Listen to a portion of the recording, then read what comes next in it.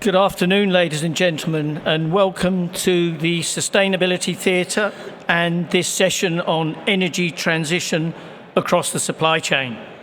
I'm just going to give a few words of introduction before passing over to our expert panel here this afternoon. And I think we'd all agree that there is no doubt that action is needed, and that action is needed right away if changes in climate are not to have a more dramatic, I would say even catastrophic effect on the global economy and seriously affect all of our safety and well-being. Without doubt, there is a need to cut greenhouse gases and particularly carbon emissions. Greenhouse gas emissions, I think, can be categorised into three groups, or so-called scopes. We've got scope 1 that covers the direct emissions from a company's own operations. You've got scope 2 that really covers the indirect emissions from their purchase of electricity, water, and so on. But then we've got scope 3, and scope 3 can significantly contribute to emissions. And that are those emissions that are generated from the supply chain. It may be upstream, where a company is importing raw materials, or downstream, where they're selling processed or manufactured products to the consumer. And shipping and logistics is a core element of that latter emissions and pollution. In fact, I've seen figures that suggest that shipping accounts for about 3% of global emissions. That's probably equivalent to somewhere around 1 billion tonnes of CO2 emissions every year. Consequently, there's a need to remove carbon from the supply chain, to cut down on the use of sulfur fuel, for example, for fueling ships. We've seen several developments in recent years. For example, ships that are dual-fueled and can burn LNG have started to be delivered into the global container shipping fleet over the last 5 to 6 years. We now note that about 40% of new build orders comprise dual-fueled ships, not only those capable of burning LNG, but also fuels such as ammonia and methanol. Landside, we've seen in ports and terminals more battery-powered or mains fully electrically powered cargo handling equipment, and experiments with hydrogen fuel cell equipment as well. And for landside distribution, and particularly for the final mile, electric vehicles, electric vans, are becoming more popular. However, it seems that a lot of these initiatives are being taken by individual companies, and that there's a need for better coordination, for stronger partnerships to be forged if there's a real difference to be made and those emissions are to be cut from the supply chain. And this is where I want to hand over to our panel of experts. It is a panel full of knowledge, experience, and years of working in the sustainable supply chain sector. And I'm sure we all look forward to what these people have to say and what we can learn from their experiences. So first, I'd like to welcome to the podium, or just down there in the front, Professor Lin Lu. She works at the Global Centre for Maritime Decarbonation. Lin, over to you. Dan, good afternoon. Is this too close to you? Are you okay? Okay. I won't fall on you, I promise. Good afternoon, everybody. My name is Lin Lu. I lead the Global Center for Maritime Decarbonization, and I'm a professor at Princeton University, and that's in the US. You've heard John talk about the need for decarbonization. Decarbonization is important. Decarbonization is necessary. But decarbonization is also hard, especially at the pace and at the scale that we're talking about. And that's why partnerships are so important. Shipping is an integral part of the global supply chain. Its ecosystem is complex. It's got many stakeholders, and the interdependency between these stakeholders are not necessarily linear. That means in order for things to work, the chain needs to work. Can you imagine the shipyard without ship owners? Or ship owners without fuel suppliers? Or without cargo owners? Or without shippers? fuel suppliers without standards or standard developers without insurance, and you can go on and on and on. So all these stakeholders matter. All these stakeholders need to come together and work together if shipping were to decarbonize. The other complexity comes from the energy transition. The oil infrastructure took us more than a century to build, and here we are talking about leaving oil and gas in less than 30 years. This is a big challenge. It's not a step change that we're going to see. It's going to be a transition. At the end of the day, we're going to go to future fuels that have zero carbon, but that's some ways down the road. In the meantime, we have to think about midterm solutions and near-term solutions. We need to take steps now so that decarbonization can become easier in the future. So this is where the Global Center for Maritime Decarbonization comes in. We were founded about a year and 10 months ago. We're based in Singapore. It's a nonprofit. It's a private-public partnership, so we're backed by the Singapore government as well as by industry. And our mission is to help the sector accelerate its decarbonization journey by conducting pilots and trials. So we trial these solutions by putting these solutions on board ships, on water, on land, and the learnings can help lower the adoption barriers for the market. And if we fail fast and we learn faster and we come back at it again. We're sort of the experiments that the industry can take. And our partners here back us and support us by providing funding, knowledge, experience, expertise, and they provide us ships with which we can do these pilots on. So this is why partnerships is so important. At the get-go, when we were founded, we said we're here for the good of the sector. So what does that mean? That means we have to be completely transparent in what we do. We have to engage broadly up and down that chain that we just talked about so that we can understand pain points of all the stakeholders from their perspective. Because by understanding those pain points from their perspective, we can better scope these projects. And when we better scope these projects, we can get better learnings. And then it's sharing these learnings transparently across the board. So I'll give you a few examples of how we do this. In the first example is this big initiative that we've embarked on to look at the safety of ammonia bunkering. Ammonia has been talked about as a marine fuel, but it's never been used as a marine fuel. Ammonia is a toxic chemical, so the safety is really, really important. So when we first started, we commissioned a safety study to understand where, how, why, etc., whether we can bunker ammonia and use ammonia as a fuel. This study is as much our study as it is the industry study because we had industry participants across the board.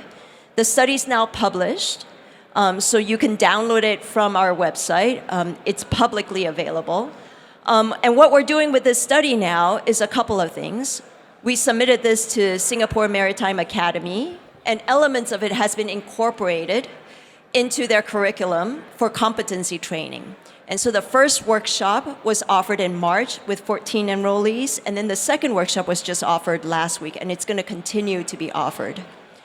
The other thing we've done is with the safety study, we generated draft guidelines, and this have been submitted to Standard Development Organization as draft to begin to have those kinds of conversation about coming up with bunkering guidelines for ammonia bunkering.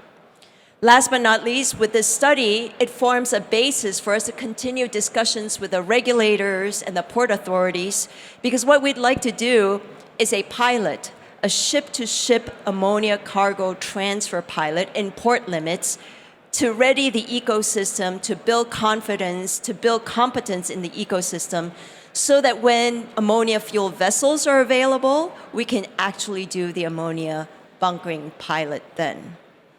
Now, that's not something that we can do tomorrow.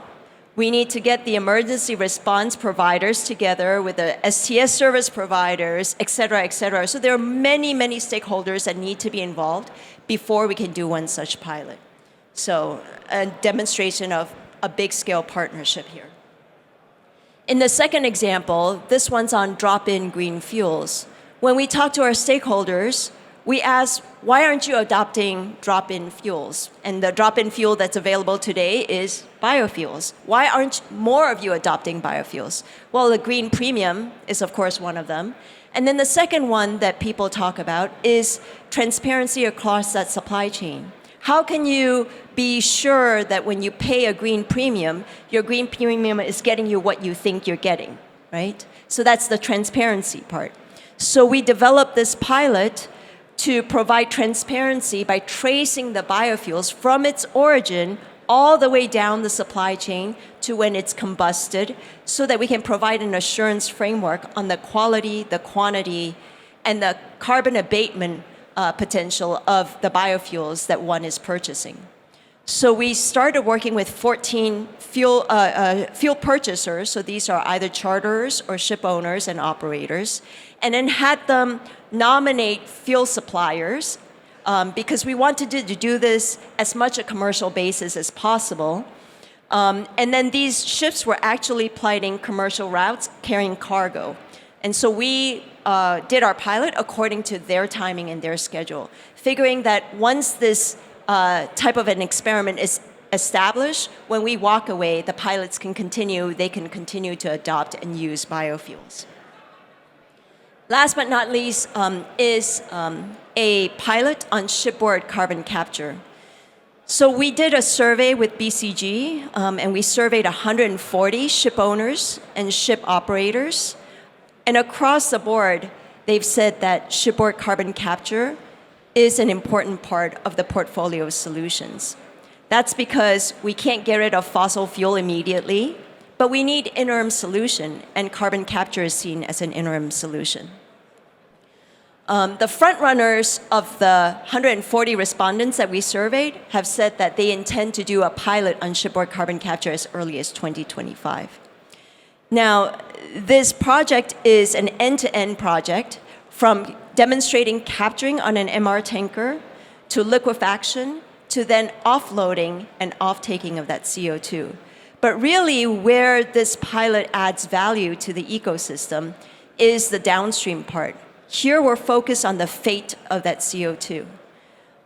If we can't solve how you offload CO2 from ships at port of calls, if we can't figure out who's going to take that CO2 that's been captured and what you're going to do with that CO2 that's been captured, there's no supply chain. And if there's no supply chain, carbon capture will never take off.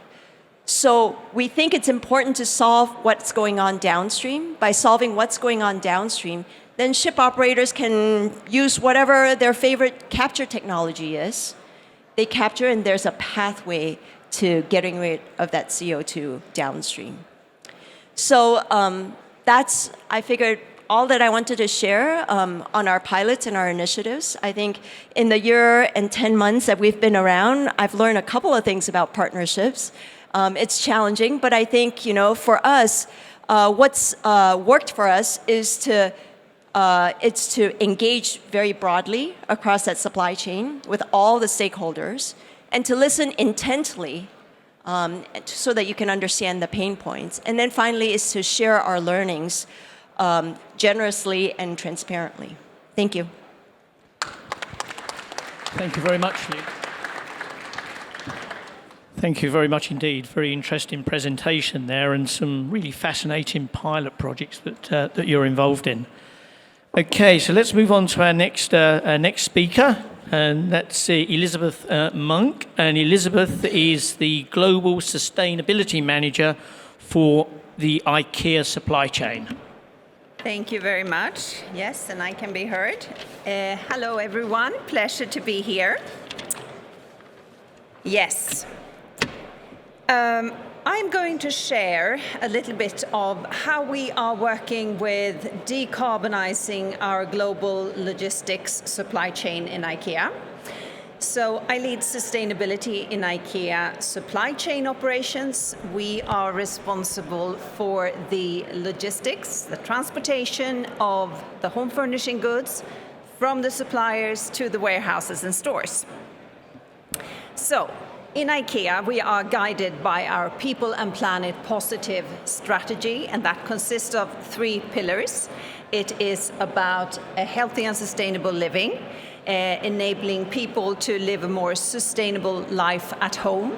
It is about transforming IKEA into a climate positive and a circular business. And it is about fair and equal, ensuring diversity, inclusiveness, etc., and ensuring good working conditions and a meaningful work and a living wage. So we are a big global shipper. We do approximately 2 million shipments a year. And we emit a substantial amount of greenhouse gas emissions. We're also involved in the working everyday life of tens of thousands of drivers and seafarers and warehouse workers. And also, as you know, millions and billions of people are affected in the industry as such across the globe. And this gives us a big responsibility, but also great opportunity to actually influence a positive transformation. So what are we then heading towards, the destination? We want an IKEA goods flow serving people and protecting the environment, a clean and fair goods flow. And with this, we mean having 100% zero-emission transportation across our supply chain, and also utilizing 100% renewable energy. And we also want to create a better everyday work life for the people moving and handling our goods, and also to influence and ensure a positive experience for people and communities that are touched by our supply chain. To support us on this journey, we have joined COSEV, Cargo Owners for Zero-Emission Vessels, committing to only ship our goods on zero-emission vessels by 2040. And last year, during the New York Climate Week, we also joined EV100+, meaning to only ship our goods on heavy-duty electric or hydrogen trucks by 2040. We also have a very important milestone in 2030. Our target is to reduce the emissions from every transport that we do by an average of -70% compared to 2017. We are also to reduce the greenhouse gas emissions from our warehousing activities by 80%. And 2030 is just around the corner. And it is with this urgency that we work with our decarb agenda. So how do we practically do it? We work with reduce, replace, and rethink, where reduce is about increasing efficiencies in everything we do, working with continuous improvement, fuel efficiencies, energy efficiencies, fill rates, equipment utilization, optimizing our network, digitalization. There is still a big potential in reducing or increasing efficiencies. And then replace is about replacing fossil fuels with alternatives, biofuels in the shorter term, and then towards zero emissions fuels. Rethink is about integrating innovations into our supply chain, and not only innovative technologies and fuels, many of them are already out there, but it's really what we need is innovations in collaborations, how we collaborate with each other across supply chains to drive change and transformation. We emit approximately 1.3 million tons of greenhouse gases in the IKEA supply chain operations. This is about almost 5% of the total IKEA carbon footprint. Out of these 1.3, more than 50% comes from land transportation, followed by ocean transportation, and the logistics part is a small fraction. Oops. Yes. Since 2017, which is our baseline year, we made a lot of progress and we've reduced the average emissions from our transportation by 18%. We have increased transportation by 12%, but we managed to reduce the absolute emissions by 8%. Still lots and lots to be done. One important focus area for us is intermodal solutions. And we now have more than 50% of our ton kilometers on land, short sea and barge, on intermodal solutions. This not only cuts the emissions by half compared to a normal diesel truck, but there are also lots of other benefits: less trucks on the roads, less congestions, a better work-life balance for the drivers, not needing to drive the longest stretches. This also enables shorter pre- and on-carriage distances, which opens up the possibilities for electrification. We work closely together with our service providers to identify opportunities and ways of working to reduce the emissions. And every year, we collect a lot of good examples across the globe. And you can check out this, scan this code, and you will see we are gathering them there. And this is to inspire and engage and share best practices, because every little step counts. And it is very simple, because if the service providers we are working with are not sharing this journey, we will never reach our target. So collaboration is key. And on the note of collaboration, I would like to mention ZEMBA, Zero Emission Maritime Buyers Alliance. This is a buyers group of cargo owners for zero emission shipping. And we are, IKEA, a member of ZEMBA. And we believe that this is a very important step to instill the confidence to the stakeholders across the industry that the demand for zero emission shipping is there. The idea is to aggregate the demand and utilize economies of scale so that scalable and financially viable zero emission solutions can be accelerated, because we really need those zero emission solutions to decarbonize ocean shipping. Thank you.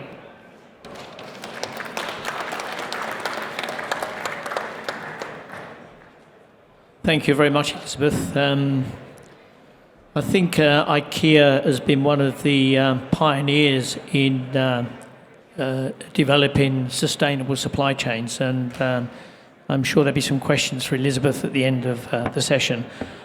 So moving on, it's Bonnie Nixon now, and Bonnie is going to give us an example of what Long Beach Container Terminal is doing. Great. Thank you so much. It's a pleasure to be here, and I see my colleagues over here on the left too. So if you want to talk to anybody from Long Beach Container Terminal, we welcome you to have a conversation after. I'm going to stand in front of this because when I stand behind, I'm so short, you just can't see me at all. And I'm really grateful that Elizabeth went right before me, because as a container terminal, it's important that we do collaborate closely with everybody in our supply chain, especially the beneficial cargo owners or the retailers, because what we represent is their Scope 3 emissions.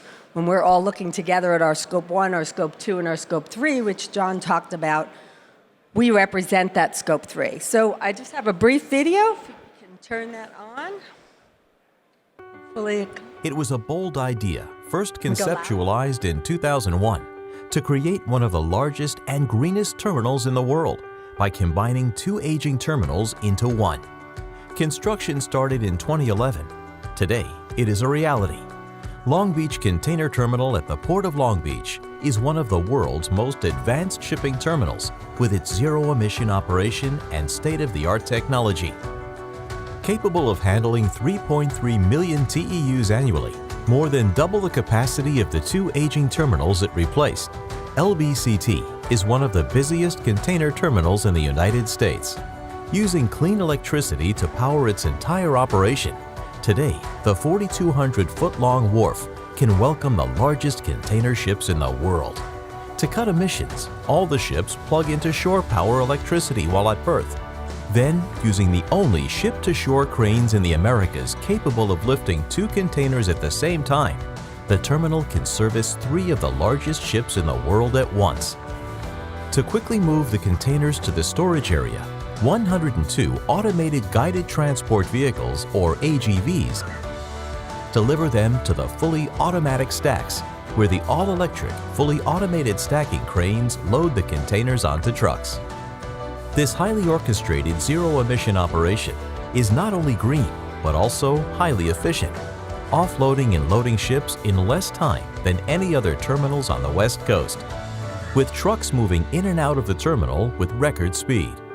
For cargo that will be delivered via train, the intermodal rail facility has 6 semi-automated rail cranes to load and unload trains onto the largest on-dock rail facility in North America.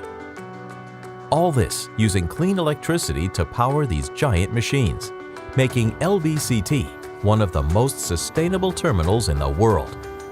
The vision was clear from the start. Design and build a terminal like no other, a green terminal where the economy and environment thrive together, where green means productivity, jobs for our workforce, prosperity for the region, and protection of our air, water, and natural resources. The future is now at LBCT. Great. So I'm going to talk a little bit about our pathways to net zero. We are completely committed to being zero emissions, and there's a difference, I don't know how many of you know it, between being carbon neutral or zero emissions. When you're zero, you're actually eliminating or reducing the emissions. When you're carbon neutral, you're engaging or playing in the carbon marketplace, and you might be involved in offset credits or renewable energy credits. And we in California also have a marketplace with what's called low carbon fuel standard credits that we generate because our emissions are so low. So if we were diesel and or fossil fuel, then we'd be many times the amount. So our pathway is, the first is to really eliminate the GHG, and in California, the criteria pollutants are a really big deal. There we have NOx, nitrous oxide, SOx, sulfur oxide, particulate matter 2.5 and 10. And in the San Pedro port complex, where the Port of LA and the Port of Long Beach, that represent 40% of the goods that come through to the US. So any products, especially that are coming from Asia, are likely going to come to the US, and they're going to come through Long Beach and Los Angeles. The resilience is, our electricity provider is Southern California Edison, and at present time, they're just under 50% clean. They're not doing nuclear or coal or, they're mainly natural gas on 50%. So by 2030, they have committed to be 80% renewable, and by 2045, they have to be 100% renewable. So we will look for other partners for that other 20% in 2030, just so that we can be zero emissions on our Scope 2 as well. And our Scope 3, this past year, we were the first ones to calculate what the ships, the trucks, and the trains contributed to our supply chain. And then we actually we purchased offsets that we thought were material. They're steel recovery offsets. So we were like, before I got there, I noticed that they were purchasing refrigerants from Canada. And I said, how is that material to who we are? Let's do something that's material, and steel recovery and generating electricity seemed much more so. So in ocean, we do have the highest berth productivity. Our ships are in and out in a 3 to 4 day time frame. We can load and unload at the same time. a real testament to our productivity is that during the pandemic, when there were 106 ships out in the bay in Los Angeles or on the ocean, we didn't have any. We were completely keeping every appointment on time, and we took an additional 37 ships. So again, it was a real testament to what this kind of productivity does. I know that it was mentioned that we should be looking at biofuels. And right now, we've got some environmental groups who are very much against CNG, LNG in our area. They're concerned about potential methane releases. They're concerned about bunkering. So the conversation has really shifted to green methanol and really looking at what else the ships can do. In the trucking space, as you can see up on here, we've got the trucks are happy, at LBCT because they're typically in a 33 to 35 minute, and that's to do a dual transaction, to drop the container.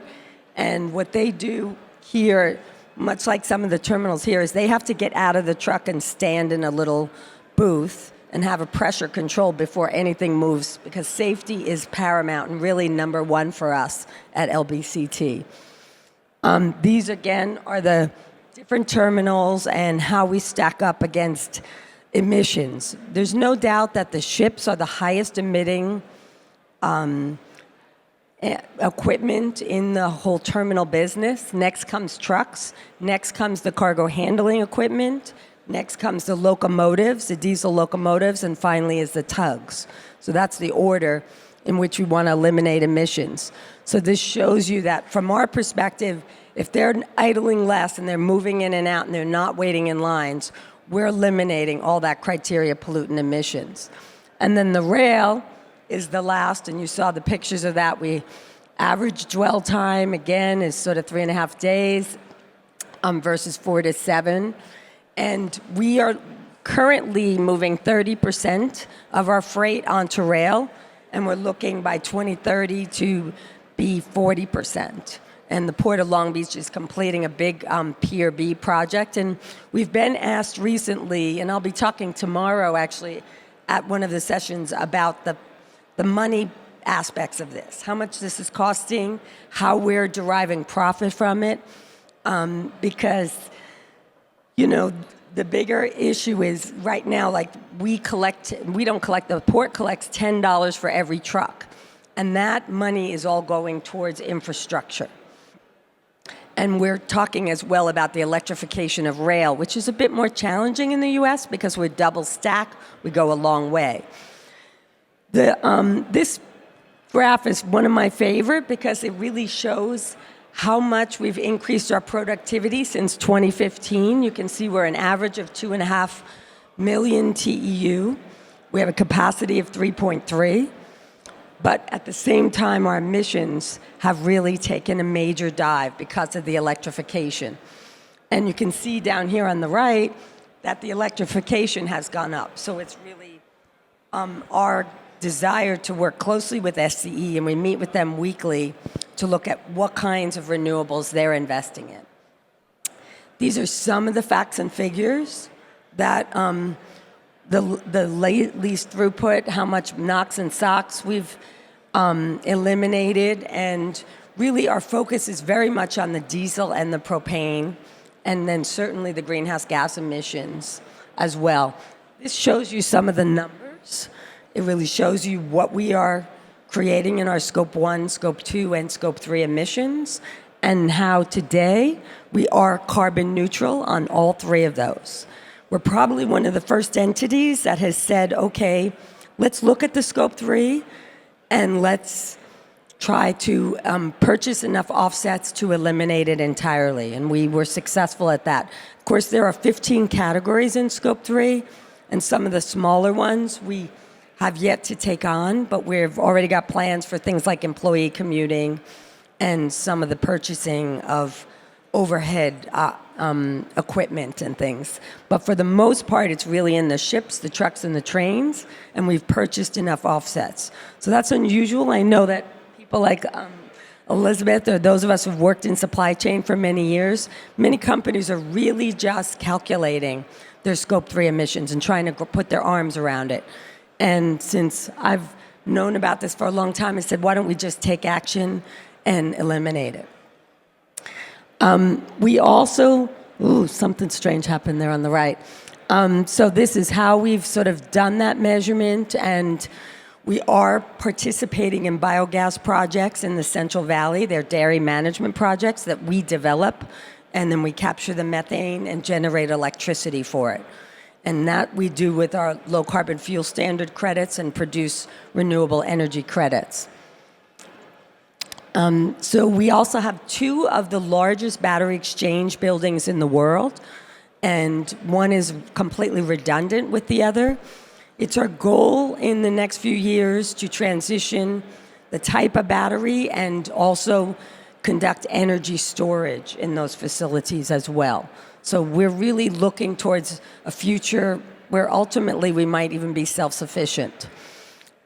We have all of our buildings are LEED gold buildings with solar arrays as well. And we're talking with all kinds of partners about solar, wind, geothermal, hydrogen, whatever else is out there. We're pretty aggressive and anticipating that this energy market is going to change a lot in the next few years. So we're going to participate in it. So just as Elizabeth was saying, collaboration is key for us too. We're meeting on a regular basis with the communities, with the environmental groups, with all the agencies. Just recently, we pursued a large grant to reconstruct our infrastructure with the Air Quality Management District, which everybody was like, why would you partner with them? You know, they're your regulator and they're challenging. And we thought, well, that's exactly why we want to have a really good relationship with them. And they recognize how important it is to put all the infrastructure in. We're really working on a daily basis to improve the quality of the data that we're collecting. We're even looking at our cranes that could generate electricity. How could we collect and optimize data on those? And then, of course, working very closely with our customers as well. And we partner with the ports on a regular basis. And we consider ourselves sort of a forward-thinking partner, looking for system-wide change, talking to many of the other terminals as well on what can be done. We focus a lot on education. Just last week, we finished a 6-week course where we were asking our workforce to think about how they shop, how they eat, how they fly, how they commute, how they compost, what food they eat and buy. Because we recognize that if they personally are committed to these things, they'll also take this to the workplace, you know, and how they order lunch and compost and recycle will be different. And then finally, there's a really good and large focus in the last year with our administration on environmental justice, which I've worked on for many years. So, you know, it's our goal to eliminate these emissions that are causing asthma and cancer and respiratory rates that are extremely high in the Los Angeles area. It's not just because of what's happening at the port. There's geographic challenges, and there's many other emitting facilities in the surrounds of the port. I noticed that when I was just in Rotterdam. I mean, you just have that as the case. So it's important that we think about these communities because they shouldn't have to suffer as we move the goods. So with that, I'll end. Thank you so much. Thank you very much indeed, Bonnie. An awful lot going on at Long Beach Container Terminal. So moving on to Nick Goss. He is the director, I think, of the container shipping sector at Lloyd's Register. Over to you. Thank you. Good afternoon. It's a pleasure to be here. I'm sorry, I'm going to read off this sheet because I'm not as eloquent as my co-panelists, but it's a pleasure to be here with you all to discuss energy transition across the supply chain. I'm Nick. I work for Lloyd's Register, which is commonly referred to as LR. My role as LR's Global Container Ship Segment Director is to set the business strategy and tailor LR's expertise towards container ship stakeholders, which includes energy transition. Today I'm going to talk for about 10 minutes, and I wish to talk about the necessary investment and implementation efforts needed to progress the energy transition, with focus on the here and now, and admittedly through the lens of container shipping. I'll run through some background context, then dive into the feasibility of marine fuel pathways, before finishing with some examples of existing projects and ideas for further action and investment.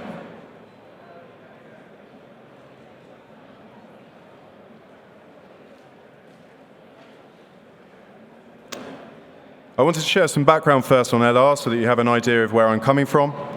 LR specializes in engineering and technology for the maritime industry. We are the world's first marine classification society, created more than 260 years ago to improve the safety of shipping. LR is owned by the LR Foundation, which is a charity with the mission to engineer a safer world in areas such as transport and energy, so profits get reinvested back into society via research and education, etc. So it's quite a unique organization and deeply embedded in maritime. The energy trilemma highlights the key areas of concern and the complexity of achieving a sustainable transition. But in short, all three cornerstones, security, sustainability, and affordability, need to be built up almost in unison to further set conditions for proper or meaningful investment and subsequent access to sustainable marine fuels. As illustrated by the two example questions on the slide, the energy transition poses a high risk or business risk for many companies, in particular asset-heavy companies. Although I would temper this view of uncertainty by soon talking through tangible measures we can take to de-risk investment pathways, as well as remembering that a successful business and indeed supply chain network should be robust and agile enough to survive and thrive during times of change. And I firmly believe that a measured and innovative approach to the energy transition should enable business profit and growth, particularly when your competitors are caught napping. So the message I wish to convey here is that preparing and investing in the energy transition here and now, whilst daunting, is a must if you want to stay in the game long term.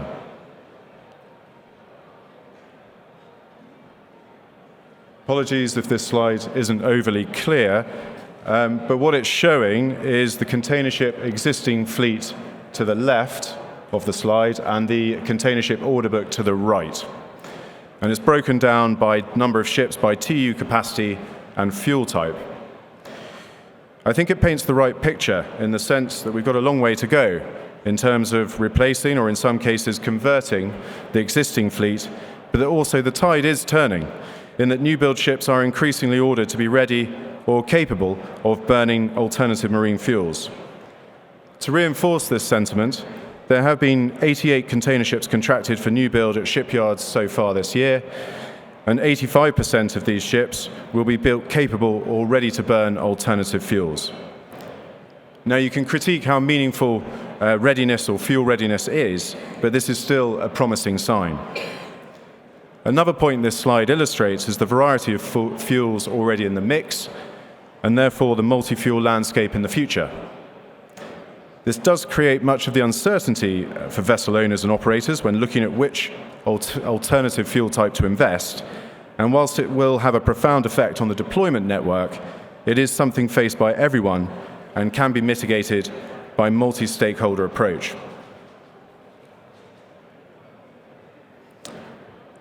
We're still on the context bit, sorry, we're taking a while. We'll get to the good stuff soon. So regulation is clearly vital, but allow me to take the liberty of skimming over this slide by just bringing out a few headline points. You will note that the IMO greenhouse gas strategy has a dotted line around it. That denotes that it is still under discussion. Sentiment is that the existing or initial targets will obviously be expanded on to make it more ambitious. But the key thing is this needs to be done ASAP before the upcoming MEPC in early July. Otherwise, everything gets paused. We can talk forever about the various blockers and options, but fundamentally, far-reaching regulation does inherently take time to approve and adopt at the IMO. And so we need to look to regional regulatory bodies and industry to take the lead. I'm sure we're all aware of the different fuels on the table and what the different colours denote, but I wanted to show the next 2 to 3 slides to really highlight the puzzle faced by vessel owners in particular when evaluating their investment options. The bullet points at the bottom are very basic and could easily be listed under all columns, but with increasing levels unknown as you move left to right or from carbon fuels to zero carbon fuels. But the takeaway point here is that we need to research multiple fuel pathways and that fundamentally we need to scale up green hydrogen production to enable a sustainable and speedier transition. When looking at the feasibility of different marine fuels, LR's Maritime Decarbonisation Hub has developed an analytical model called the Zero Carbon Fuel Monitor, shown here, which helps identify the pros and cons of different fuel pathways in terms of technology, investment, and community readiness levels. The Zero Carbon Fuel Monitor requires data and ideally input from different stakeholders as well as geographic boundaries to properly assess the relevant infrastructure and supply routes, etc. This model helps to underpin a number of projects, most notably the Silk Alliance, which I'll mention in a bit more detail shortly. Life cycle of greenhouse gas assessment, marine fuels and related assets is a vital part of the pre-investment decision process and subsequent verification and monitoring of the business operation. Life cycle assessment, or LCA, is not part of regulation as yet, but again, it's only a matter of time. So clearly it's worth incorporating LCA in your planning, particularly as it will necessitate closer collaboration throughout the supply chain, in many cases determining who makes a viable business partner. On this, I'm very excited. Elizabeth, my co-panelist, has already mentioned Zemba, but we're very excited at LR to say that we're working with the Zero Emission Maritime Buyers Alliance by providing the LCA framework and service for their upcoming tender process.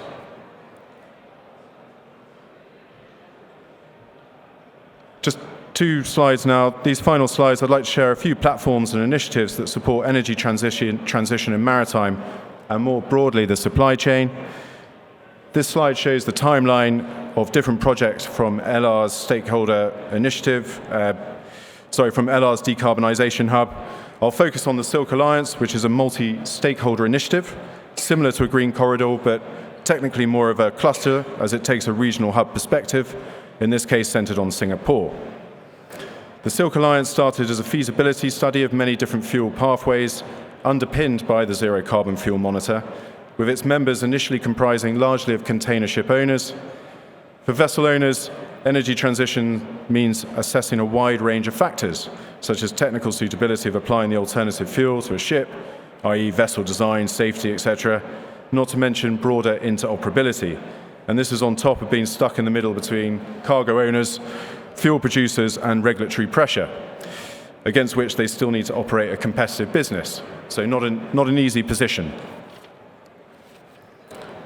For these stakeholders, I think the Silk Alliance has provided a uniquely strong platform to collaborate and plan, supported by clear goals and a measured approach. Another positive has been the timely addition of new members, such as financiers, shipyards, engine makers, and others, which is helping to push things one step closer to achieving the end objective, which is owners signing offtake agreements, not MOUs, with fuel producers within the given trade region. Finally, I wanted to share this slide as I think it shows a good range of tangible initiatives and hopefully provides some inspiration, covering everything really from technical design and build of zero-emission ships to the bunkering operation of alternative low flashpoint fuels and the Zemba Buyers Club from the cargo owner's side. I think I've spoken for long enough now, but I hope I managed to provide some fuel for thought. Just a few final thoughts from me, and I think it's already been mentioned by my co-panelists. Basically, multi-stakeholder approach is imperative, and also, whilst energy transition is a necessity, and it can and is daunting, it is also a business opportunity, I would say, if approached properly. Anyway, thank you very much.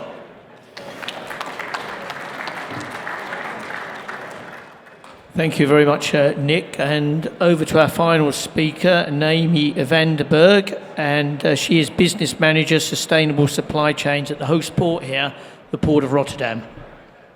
Thank you, John. Good afternoon, everyone. I think it's great that our first challenge for the speakers is to find where will you stand. Will it be there, here, there? I chose this spot. I hope that's okay for you. Really great to see all of you here. Welcome to Rotterdam for those who are not actually from Rotterdam. And great to be with this wonderful panel. Definitely, I cannot say save the best for last, but I'll try my best to keep your attention because probably we'll hear the drinks starting up around us. But I want to take you on our journey of ports as energy hubs. And I need to take the clicker, otherwise I will never take you on this journey. Let me just check. And you figured this all out in 1 second. That's pretty impressive. I wanted to start by reflecting a little bit on the container and how I think the container is actually, to some extent, exemplary of the challenge that we're facing with the decarbonization of shipping. And I thought it suited the talk to talk about the container in this context.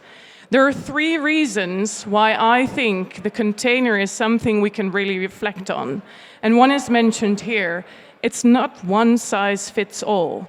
If people think about shipping, they will often think about containers. But there are so many more different types of shipping. And also the container, I mean, we have reefers, we have open-top containers, TEU, FEU, all of those are in there. So it's not one size fits all. And if we're looking at decarbonization of shipping, it is also not one size fits all. We need to look at a range of solutions. We need to be creative, and we need to be willing to open our eyes for what's possible. Secondly, the container could also only be introduced by complete value chain collaboration, of which you've heard many examples here. We did not start with huge container vessels, and the start really was needed. You needed a ship, you needed the cargo owner needed to be on board to be willing to use the container, the ports needed to be able to handle the container. I think the container was introduced in '56, and in Rotterdam we saw the container only a decade later. Imagine in other parts of the world, the container was even introduced after that. And thirdly, we need to think big, but start small. I think everyone here is aware that we're currently talking about container vessels of 24,000 TEU, but they started with 58 containers on one vessel. We need to show what is possible, need to show the small examples to make those steps together. So that's what I want to bring to you today. And then I think what was mentioned also by the panelists, the container was a systemic change, but there was no real rush. I think for decarbonization of shipping, we're actually experiencing a rush. So we need to learn from that and do it a bit more quickly. All right, so ports as energy hubs. I think if you talk about Port of Rotterdam, we could fill thousands of slides with numbers, some more impressive, some less impressive. But there's one number that to me really stands out if we're talking about Port of Rotterdam. And that is that 13% of EU energy demand currently flows through our port. 13% of EU energy demand flows through Port of Rotterdam. And this is what it looks like. So most of those cargo flows are currently fossil, and they float both to the industry as well as a part goes to bunker fuels. And this is what we need to replace with sustainable fuels. So that's the challenge we are facing as a port ecosystem together with all the stakeholders in the port to replace these current mainly fossil flows by sustainable renewable flows. So how do we do that? Well, the decarbonization of the industry and of shipping does not lean on one pathway. We need to look at different solutions. So here you can see, and this is a picture I stole from DNV. I think it's better to collaborate on these things. So you see the biofuel bases, the electro bases, which is often the hydrogen we talk about, because with the electricity we create the hydrogen, which can then again be a feedstock for the different fuels that you see here. And also in the transition, we look at the blue pathway with carbon capture and storage. And all those different pathways leading to those different fuels are needed for both the industry and for shipping. So for Port of Rotterdam, that means we look at a multi-fuel approach. And we need to be very careful to address the challenges that are most urgent today to ensure that we can enable that transition. So, as I said, the electro pathway, one of the maybe buzzwords, but it's actually necessary, very necessary that we buzz about this, is hydrogen. We will see a huge demand for hydrogen to decarbonize both the industry and shipping. But as you can see, a large part will go to mobility, because mobility is not as easily electrified as some other different industries. So here you see in this study a demand for shipping and aviation will be about 1/6 of the total demand for hydrogen in 2050. So shipping is a serious stakeholder when it comes to the energy transition and what we aim for and what we need to get to. Now, as a port, of course, we are one player in that entire value chain. And our original role was really to ensure that ships could safely enter and exit our port and do their business there, and to make sure that the basic infrastructure in our port was in place. So make sure the quay walls were there, make sure the waterways were dredged, etc. But looking at what is currently happening, we really need to be a matchmaker for sustainable development, because nobody can do it by themselves. And we're interacting with all these parties that operate on our land and that operate the ships that are coming into our port. And of course, also new basic infrastructure is needed in the energy transition, because we need to have a hydrogen backbone, for example, in Rotterdam. We need to have electrification, shore power, for example. We need to have that in our port to go through the transition. Now, I think Nick showed the challenges much more complete, but one of the main challenges, if we then look at shipping and what we need to do there, is very central in this picture, which is the volumetric energy density of the alternative fuels that are there. But there's one challenge that I think everyone here mentioned that I would like to bring forward today. We need to have a clear demand signal from shipping for the fuel suppliers to start moving and to come to scale and to reduce cost. And that's the way we will hopefully sooner rather than later, decarbonize shipping. So that's what we're also trying to do as a matchmaker and work on in different initiatives, which I'll mention a bit later. Or actually, this is the one before last slide, I think, so won't be much later.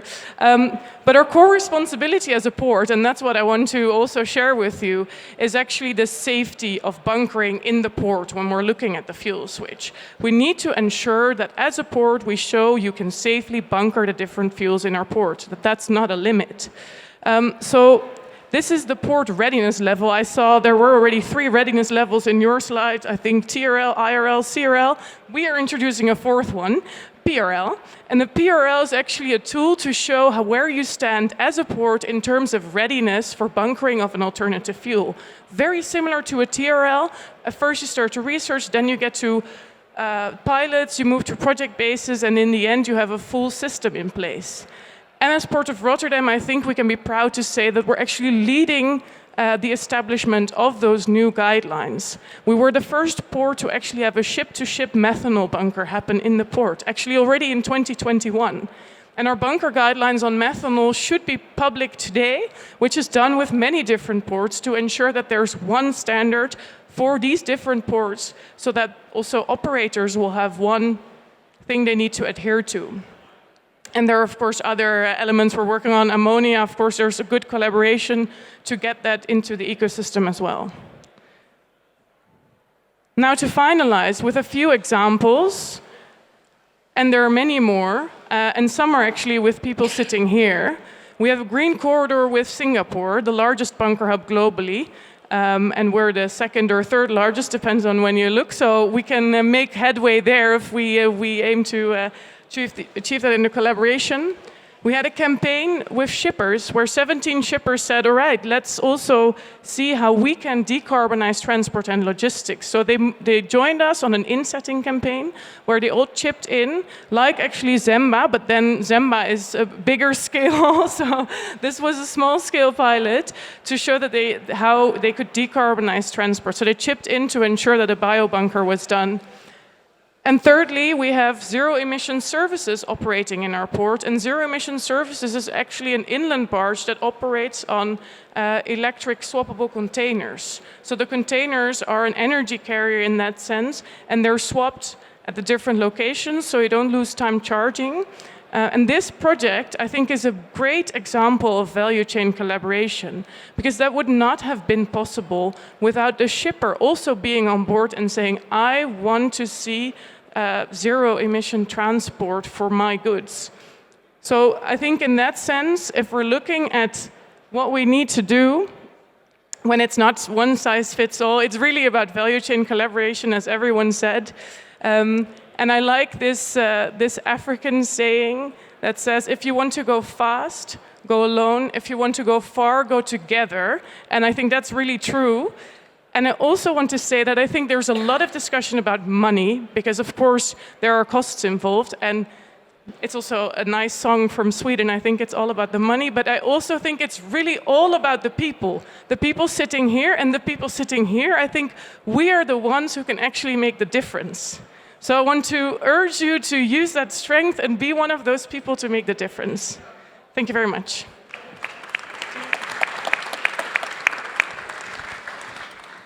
Thank you very much indeed. So we'll come to the Q&A. I'm going to stand up there actually, because I can see then the audience a little bit better and take some questions. So before I ask any questions, is there any questions from down there on the floor? Come on, these have been 5 very, very interesting presentations. The gentleman here, please. If you could just give your name and the company you work for and your question. Thank you. Sure. We're good? Oh, we're good. Yeah, Peter Thompson. I'm a correspondent for Shipping Watch. Just a quick question for Ms. Vandenberg. You mentioned this need for a demand signal. Like, it's very much a chicken and egg sort of discussion about who's going to be the first mover on this. What kind of demand signal would you like to see? Very good. Is this, yeah, here we go.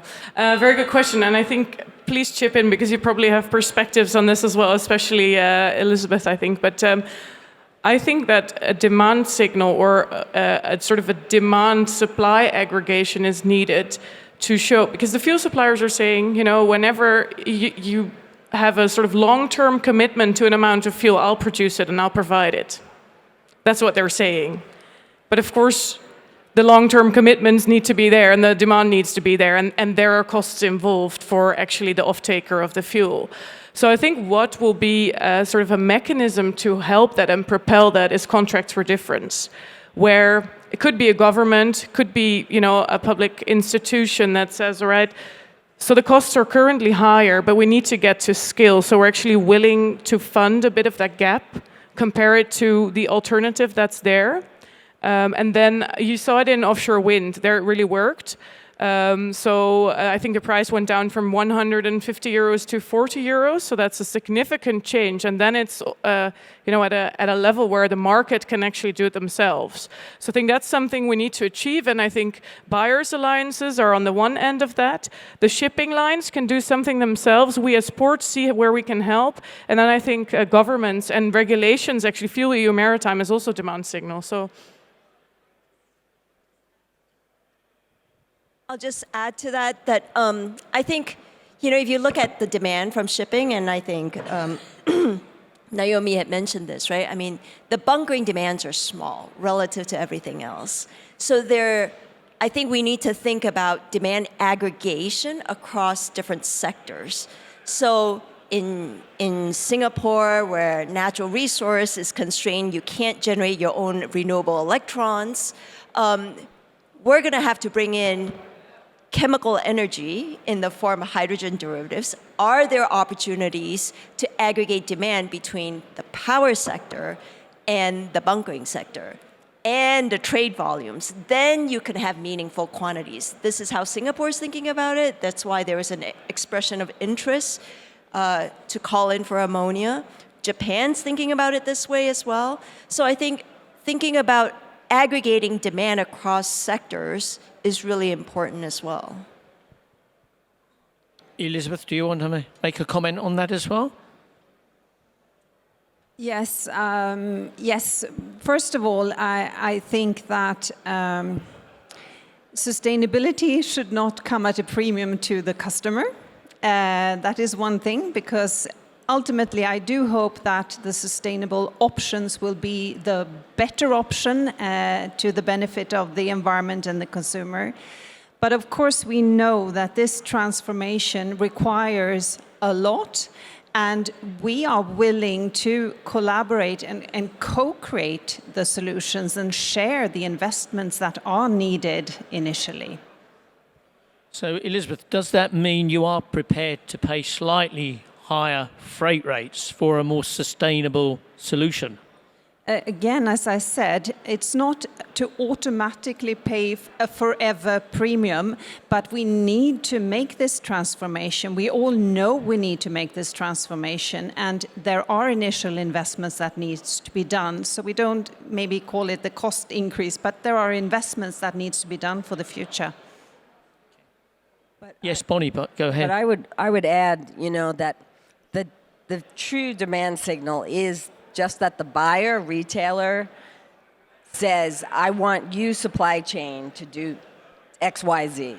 I mean, that, at the end of the day, the consumer is going to pay for a part of that, but the real scalable change that can occurs in the B2B market. Like, I worked for Walmart and Mattel and HP, and when we made a demand, and it was challenging, like when we were at Walmart, I saw a lot of times where they would make major demands of their supply chain. You take something like detergent and you say, hey, you've got to take it out of this bottle, take the water out, make it cold water, do all these things. And they weren't necessarily paying for it. They were basically saying to their supply chain, if you want to be competitive in this marketplace and you want to sell to our consumers and you want to have the best shelf space and you want to do A, B, and C, then do it.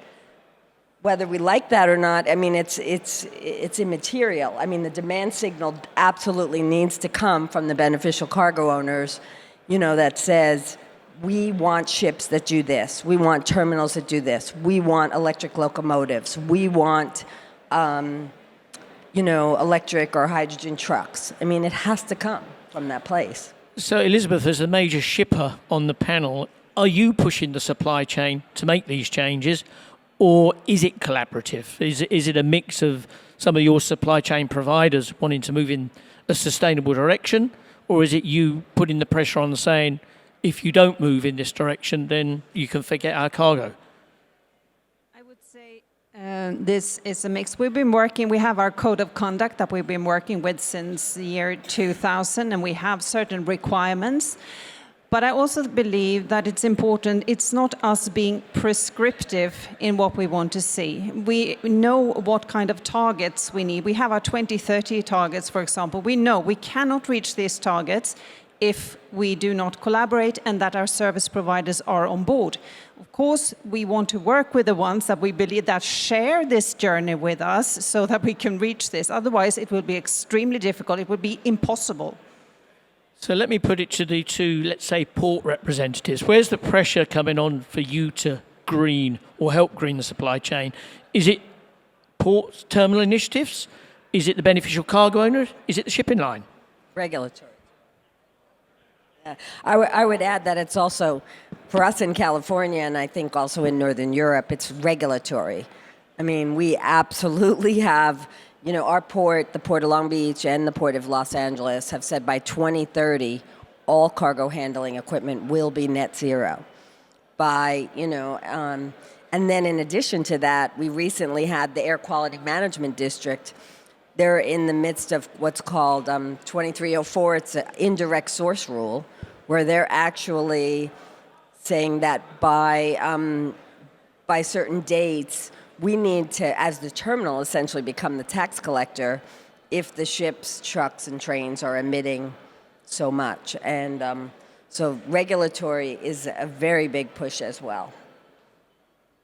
Yeah, I completely agree with you there. I think regulatory is a big push, and I think it's also something that helps that nobody can hide behind when you look at the implementation of shore power, for example. That's also not easy. It sounds easy, and it's great to see how you have done it, but You need standards in place for all the vessels to have the same connection. You need to collaborate again with the entire value chain. So if regulation pushes for that, there's nowhere to hide behind. Everybody knows it's coming. So in that sense, regulation is super important. I think when it comes to the port, there are so many dimensions to look at it, because for us, we're the port authority, so we have many businesses operating on our land, so it's a very different perspective. But when I look at the demand center from cargo owners, I think IKEA is, of course, a huge cargo owner compared to, or a huge shipper compared to many of the shippers that have throughput in our port. Many of them are small fish when it comes to the liners or when it comes to shipping, so they don't have that big voice. So it's very difficult for them to actually decarbonize transport. It's much easier to look at other elements in their supply chain. So I think there is a sort of willingness out there, but there's also a lot of struggle as to how will I do that. So that's why we did the small campaign to show it is possible, and we're trying to see how we can expand that. But I think it's also difficult for shippers. Yeah. Okay. We've spoken this afternoon quite a lot about the new sort of, let's say, carbon emissions-friendly fuel. Nick, in your case, what do you think is the fuel that will be selected to provide this sustainability improvement in the future? Are we talking ammonia? Are we talking methanol? Which one is it? And can you give why you think that? And the challenges that may confront the industry as well. Sorry, many questions there. No, it's quite a divisive topic, as we all know. There are lots of the jury's out, and I think people sit on either side of the fence really with different fuel pathways. My company, and I think most companies' standpoint, is to be fuel agnostic. We evaluate, research, explore collaboratively or what have you on different fuel pathways for different ship types, different supply chains, and different regions, different geographies. I think that I want to say more, but no. So that's the sort of official standpoint, really, is that it will be a multi-fuel future.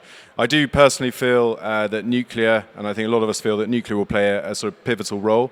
And also, I think actually a lot of the other fuels, to be honest, that we're talking about at the moment, that are already online and that will be coming online by the end of this decade. I think it will be a multi-fuel landscape in the future.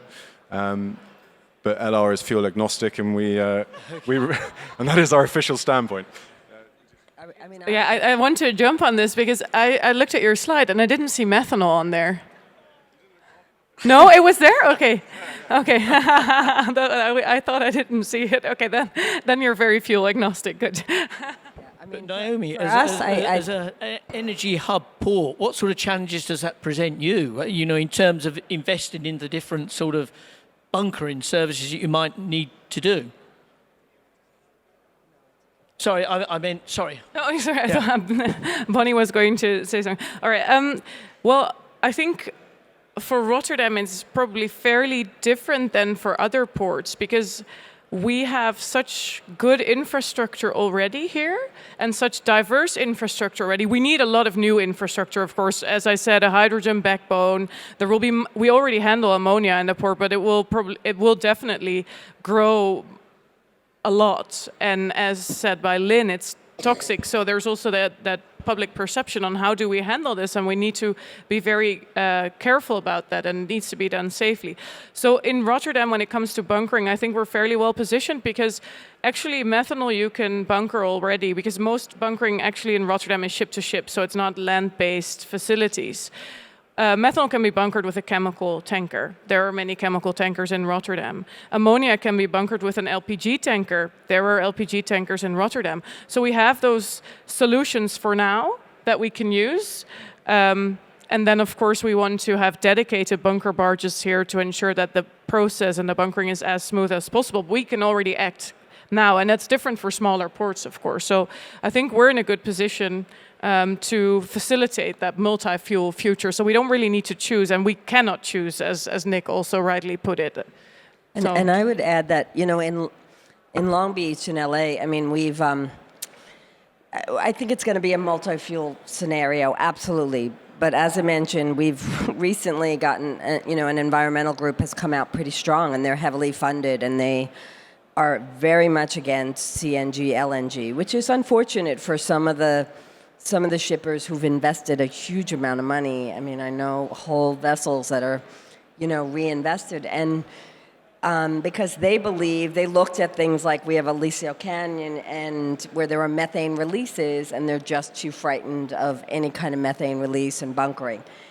So they seem to be okay with green methanol. They're recommending offshore electric charging, which I'm saying, so that means you want the ship to have an electric engine and a diesel engine just for 40 miles offshore. And we have hydrogen hub. However, today that's not green hydrogen. And there's this question of like, is this the right long-term solution to have solar panels and wind, covering our entire, all of from Las Vegas all the way to the Central Valley, to provide green hydrogen? It's also 4 times the amount. Obviously, that will change. And when it comes to nuclear, I met with the White House a couple of weeks ago and had a lengthy conversation on nuclear. And I think our biggest concerns are that once you start developing small nuclear reactors or putting it on, you're also just opening a much larger conversation about countries that we may not want to have this technology suddenly being able to have it. So I don't see it on the horizon shortly myself, but I do think that we're going heavily after sort of things like green methanol and ammonia. Maybe, Lynn, I should not be asking you this, but do you have a view on what would be the preferred fuel of the future? I mean, I generally agree with what the panel has said. I think it depends on which dimension you look at things. From a purely cost perspective, assuming green hydrogen's no longer the bottleneck, i.e. you have as much green hydrogen as you can get, then ammonia is going to be cheaper than methanol because methanol requires either a biogenic carbon source or it requires direct air captured carbon in order for it to be a zero carbon fuel. So from a cost perspective, in the long run, ammonia is going to be cheaper. And you see this, it's very consistent across all sorts of different reports. This is true. From an infrastructure perspective, I mean, Naomi had already mentioned Rotterdam is ready to bunker methanol. Methanol infrastructure exists. Methanol supply chain exists. It's completely new for ammonia. Not to say that we don't ship ammonia around. We do. We ship 20 million tons of ammonia around on an annual basis. But that's really restricted to the chemical sector. And so that infrastructure needs to be built. The bunkering guidelines need to be there. So, I mean, there's a steeper hill to climb for ammonia from sort of an operations and an infrastructure perspective. And because of the toxicity issue of ammonia, I just don't think you can offer ammonia at every single port, right? You need to have trained operators, trained seafarers to be able to do that. And so that's another aspect of things. So that's why I think, we've all settled on this idea that it's going to be a mixed fuel future.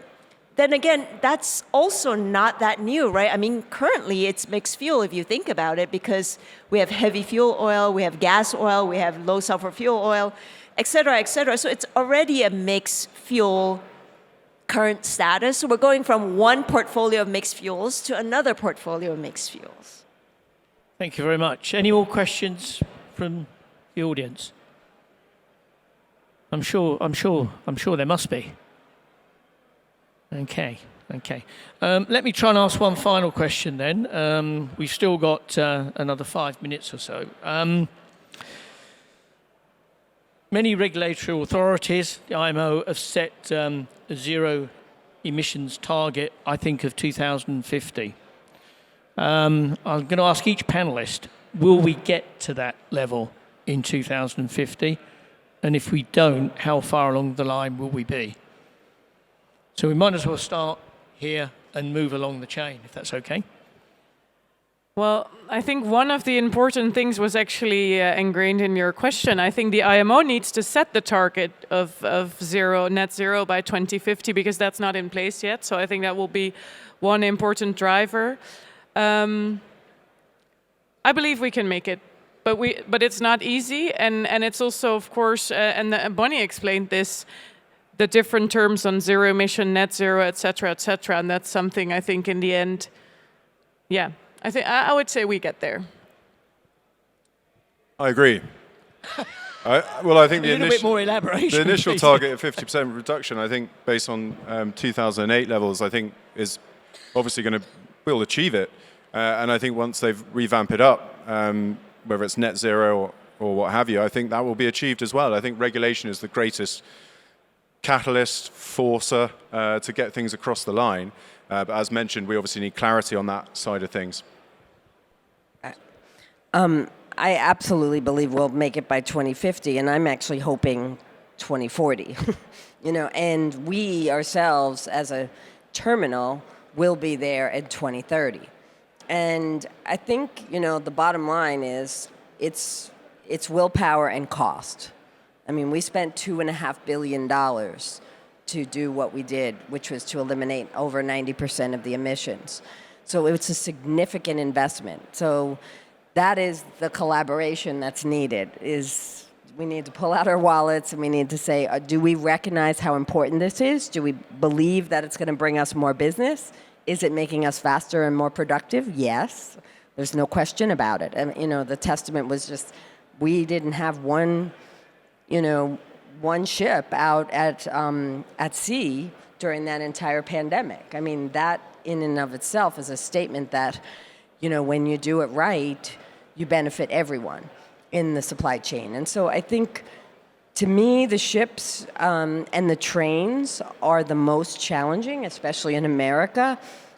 They are sort of the older industries, the ones that are more challenged to change. I worked with the railroads for 15 years, and I mean, when it was suggested that we've got to get to IMO, we've got to get to things like the Federal Railroad Administration, I mean, they need to take a stand, and we need to encourage that from, like with the vessel berth regulations. I mean, we don't have a choice. I mean, we were told, thou shalt plug in. And if you take longer than 2 hours, it's $1,900 an hour.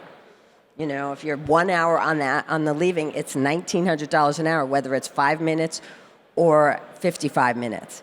So these are motivating factors, and I do believe we're going to get there. We saw 2 of our major customers come forward just recently and say we're going to have 12 ships by 2026, and we're going to have 8 ships.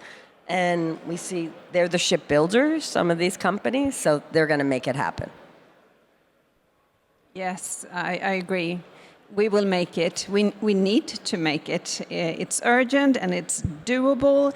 And I think now it's really the time to be solution mode. We all know how difficult this is and challenging and you name it, but we just need to do it. For me, 2050 is a target, is a North Star. We should always aim high, but at the Global Center for Maritime Decarbonization, what we're focused on is what we can do today. The more we can bend the curve today, the steeper the curve is today, the easier it is to get to our target in the future. And so, I mean, there are lots of moving parts that we can work on. Safety is one, competency training is another one, and then figuring out how to spread the risk and figuring out who can take those risks the best. So, I mean, there are financial risks, but there are also technical risks, there are operational risks. Trying to mobilize all these different pieces of puzzles so that we can all get there. So focusing on now. Thank you very much indeed. Well, it's challenging, but it's all nice to end a session on a very positive note, and I think our speakers have all come with that conclusion. So to finalise, I'd like to reiterate the thanks for Matteo and his team at the Informa for putting the panel together. I think it's been an excellent panel. I'd like to thank you, the delegates, for staying to the bitter end, but above all, for you to put your hands together for this very professional team of experts. Thank you.